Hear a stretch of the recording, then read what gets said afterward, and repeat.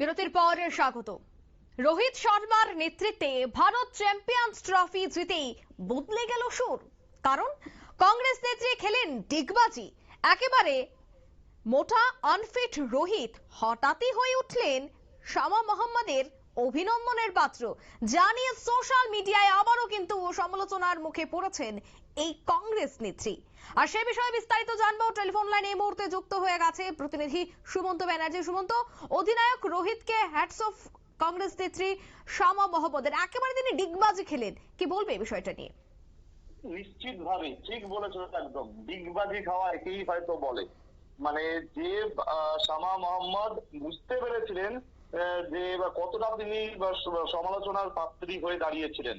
গত কয়েকদিন আগে চ্যাম্পিয়ন্স ট্রফির মতন একটা গুরুত্বপূর্ণ টুর্নামেন্ট চলাকালীন তার যে মন্তব্য, তার একেবারে তাকে সমাজ মাধ্যম, সংবাদ মাধ্যম সবাই কিন্তু ছেঁকে ধরেছিল। তখন তিনি মুখ লুকোতে চেয়েছিলেন। পরে বিপদ তিনি বুঝে গেছিলেন যে তিনি কি বিপদ করে ফেলেছেন নিজের জীবনে।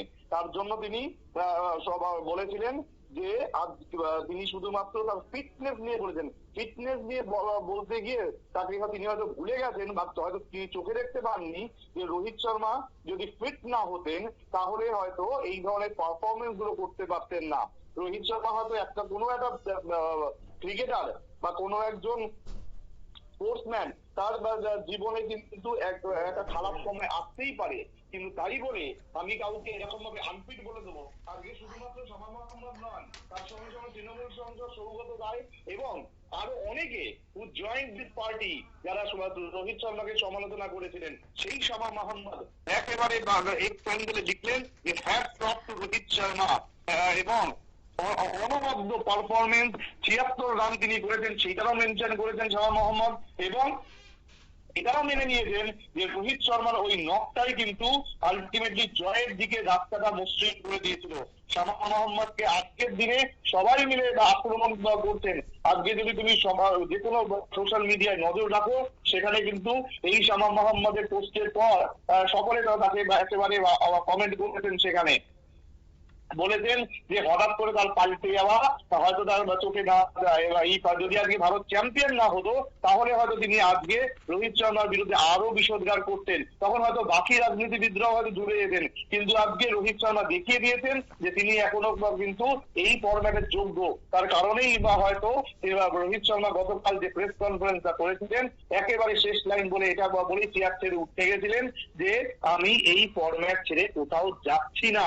টি-20 বিশ্বকাপ তিনি টি-20 ফরম্যাট তিনি ছাড়তে পারেন, একদিনের ক্রিকেট এবং টেস্ট ক্রিকেটে যে তিনি এখনো পর্যন্ত সাবলীল ভাবে খেলে যেতে পারেন, দুর্দান্ত কভার জয় করতে পারেন, হুক পুল এইগুলো করতে পারেন, সেটা কিন্তু একেবারে পরিষ্কার। এবং আজকে সমস্ত রাজনীতিবিদদের কাছে কিন্তু একটা বার্তা চলে গেল, আজকে খেলার জায়গাটাকে খেলোয়াড়দের জন্যই রাখতে দিন, সেখানে আপনি রাজনীতির কিছু টানতে যাবেন না।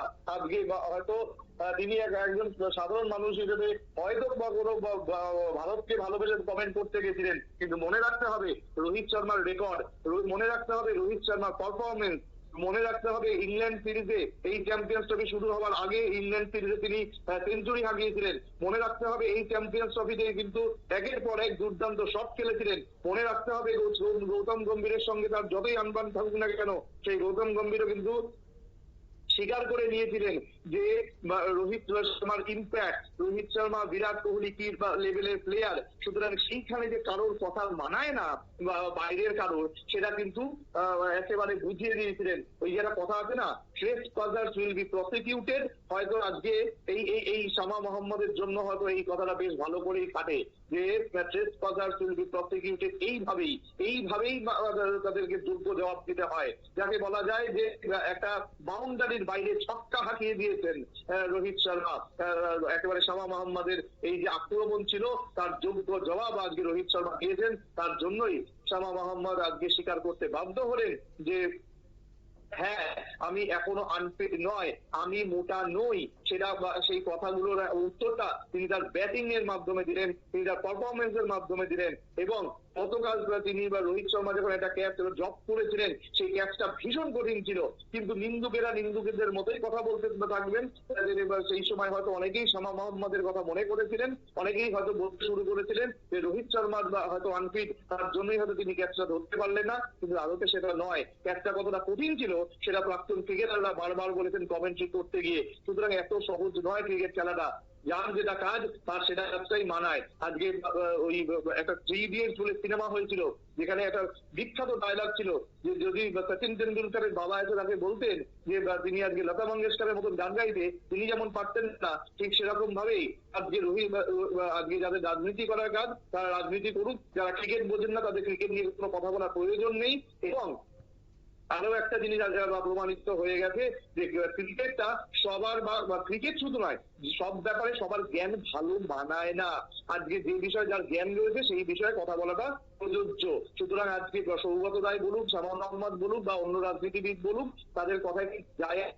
রোহিত শর্মাই, এবং তিনি ভারতের অধিনায়ক হিসেবে আগামী দিনেও খেলা কন্টিনিউ করবেন, এবং যেভাবে তিনি খেলা দেখিয়েছেন গোটা চ্যাম্পিয়ন্স ট্রফিতে নিজের জাত, তিনি একজন যে রাজার মতন খেলেছেন সেটা কিন্তু আরো একবার প্রমাণিত হয়ে গেছে।